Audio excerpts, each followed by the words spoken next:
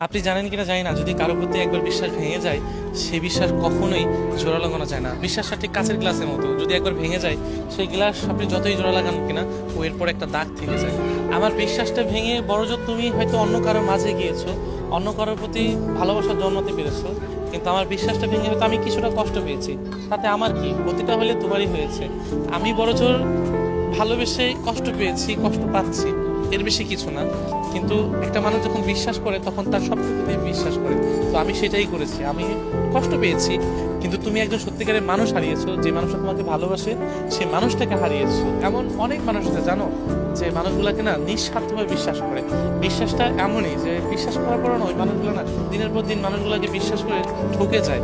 So আমার এখানে বলার মতো কিছু নাই, যে একটা মানুষকে যখন বিশ্বাস করি, আমরা ভালোবেসে তো বিশ্বাস করি, নিজের সবটুকু দিয়ে বিশ্বাসটা অর্জন করার চেষ্টা করি, ওই মানুষটাও বিশ্বাস করে।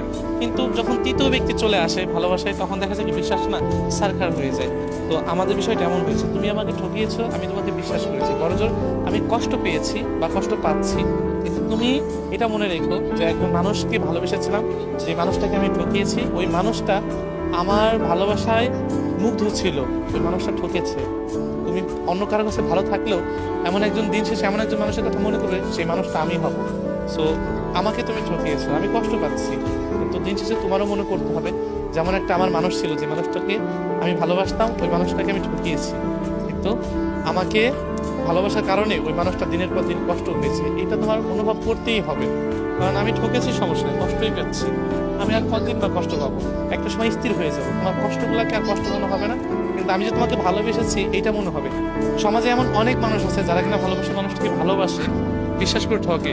তাদের না ওই কাঁচের গ্লাসের মতো দেখা যাচ্ছে কি ভেঙে টুকরো টুকরো হয়ে গেছে।